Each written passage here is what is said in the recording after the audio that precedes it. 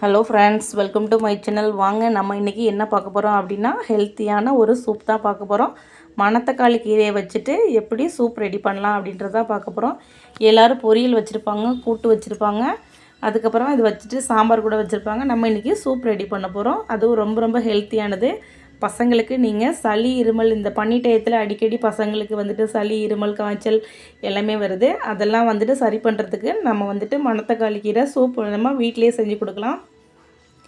ஈஸியான மெத்தடில் குக்கரில் நம்ம 10 மினிட்ஸில் செஞ்சிடலாம். ரொம்ப ரொம்ப ஈஸியானது தான்.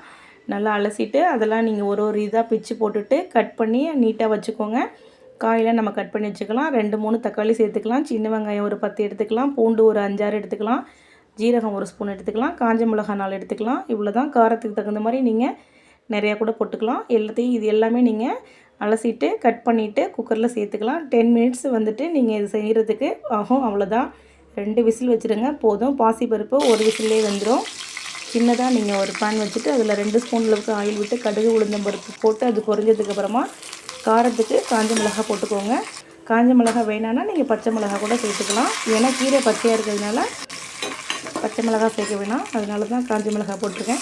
கட் பண்ணி வச்சுட்டு வெங்காயத்தையும் சேர்த்துக்கலாம். எல்லாமே சேர்ந்து நல்லா வதங்கினதுக்கப்புறமா ஒரு பக்கமாக நம்ம விசில் இறங்கட்டும். விசில் இறங்கினதுக்கப்புறமா நம்ம இதை சேர்த்துக்கலாம். இது கூடவே கொஞ்சமாக நம்ம வந்துட்டு மஞ்சள் தூள் சேர்த்துக்க போகிறோம். அதையும் சேர்த்து நல்லா வதக்கி விட்டுக்கோங்க.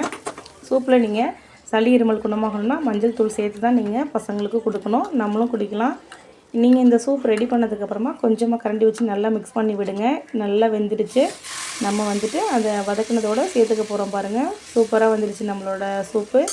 இதை மொத்தமாக குக்கரில் சேர்த்துடலாம். சேர்த்துட்டு எல்லாம் ஒன்றா கலக்கிட்டு ஒரு 2 மினிட்ஸ் அளவுக்கு கொதிக்க வச்சிடலாம். நல்லா கொதித்து வந்ததுக்கப்புறமா நம்ம அதுக்கப்புறம் லாஸ்ட்டாக தான் நம்ம உப்பு சேர்க்க போகிறோம். பாருங்கள், கல் உப்பு சேர்த்துக்கோங்க. சேர்த்திங்கன்னா ரொம்பவே நல்லாயிருக்கும். பார்த்திங்களா, இப்போ தான் நம்ம வந்துட்டு உப்பு சேர்க்கணும். ஃபஸ்ட்டே நீங்கள் உப்பு சேர்க்காதீங்க. ரொம்ப ரொம்ப ஹெல்த்தியான மணத்தக்காளி சூப் வந்துட்டு இப்போ ரெடி ஆகிட்டு நம்மளுக்கு. இது கூட லாஸ்ட்டாக வந்துட்டு ஒரு 10 மிளகு அளவுக்கு நச்சு வச்சுருக்கேன். அதையும் நம்ம சேர்த்துக்கலாம். சேர்த்துட்டு எல்லாம் ரெடியானதுக்கப்புறம் வாசனை சூப்பராக இருக்குது. பாருங்கள், சுட சுட சாதம் போட்டு சாப்பிட்லாம்.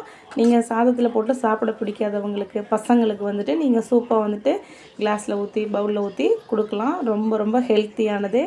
இதை நீங்கள் வீட்டில் ட்ரை பண்ணி பாருங்கள். எல்லா பசங்களுக்குமே கொடுங்க.